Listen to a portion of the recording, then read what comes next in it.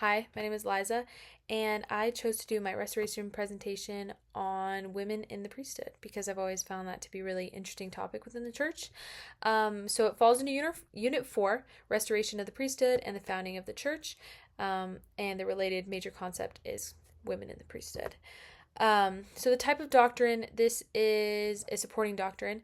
So the priesthood keys and the priesthood power, that's that core doctrine, and then understanding how women fall into the role of using that authority and using that power is supporting doctrine as other major church leaders are kind of speaking up on it and helping us understand how to navigate that. So my scholarly articles, my first one is called The Oath and Covenant of the Priesthood for Men and Women by Lynn Hilton Wilson. And she really just talks about how the priesthood serves as this link between you and God. And it's not reserved for men only, it's not reserved for women only, but it's really for everyone who's worthy to have that access and develop that direct link to God to be able to use the priesthood power. It's for anyone who is able to do that and who wants to do that. And kind of going along with that, my other article is called Women, Men, and Priesthood Power by Wendy Ulrich. And she describes all of the different things that women can do within the church with priesthood power. So like teaching, interpreting doctrine, praying for others, holding a temple recommend, and performing temple ordinances, and so many other things that women can do with this priesthood power that make it pretty evident that it's not just a male only thing that women kind of have access to, but it's something really powerful that women can use to not only strengthen themselves spiritually, but also everybody else around them. And that article really tied in well with this talk I found by Dallin H. Oakes. That's one that everybody knows. It's The Keys and Authority of the Priesthood by Dallin H. Oakes.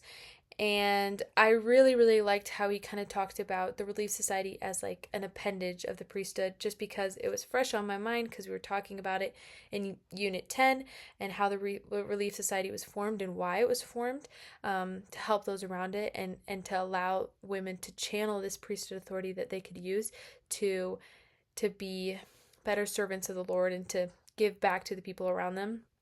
And so I really, really liked that talk. And then my other prophetic talk was Russell M. Nelson's Spiritual Treasures talk. And I just wanted to read a quick quote from that. He says, "The heavens are just as open to women who are endowed with God's power flowing from their priesthood covenants as they are to men who bear the priesthood. I pray that truth will register upon each of your hearts because I believe it will change your life."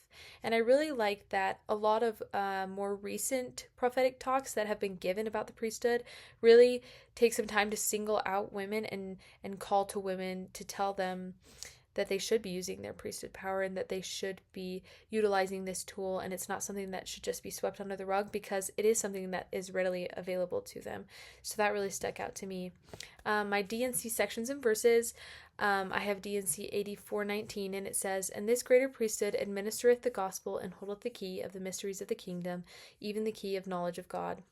And this isn't specifically about women, but I like how it talks about how the priesthood is kind of this very vast thing. It's like this iceberg that we don't really know everything about, but the more we learn about it, the more we'll begin to understand it. But it's such a broad thing that we can all have access to right now.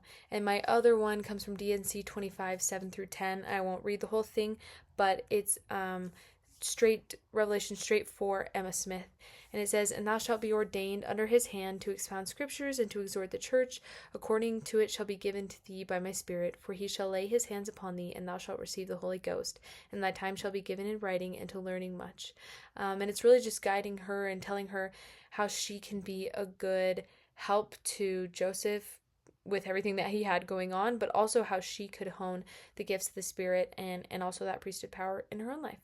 My Joseph Smith Papers quote says, "They gave a lecture on the priesthood, showing how the sisters would come into possession of the privileges and blessings and gifts of the priesthood, and that the signs should follow them, such as healing the sick and casting out devils." So it kind of goes along with that Relief Society lesson that we talked about, where women were made this central organization so that they could hone this priesthood power and use it for good and use it to serve the other members of the church, which I kind of already touched on my key concepts, but that the priesthood is a vehicle for God's power, a links to accessing the power of God, and anyone who is worthy can access it. And then it's My second one is it's unchanging but being ever revealed. So it is this core doctrine that never changes, but there's still so much that we don't know about it. So if it feels like it's changing, we're just learning more about it, but at the core, it's not changing doctrine. Um, and yeah, my main key takeaway is that the power of the priesthood is readily available to all those who make and keep their sacred covenants, and women that adequately utilize priesthood authority have direct access to God's power, this divine power, and it's given to all those who are willing and worthy to use it. Thought that was really interesting. It was really fun to research, and that's it.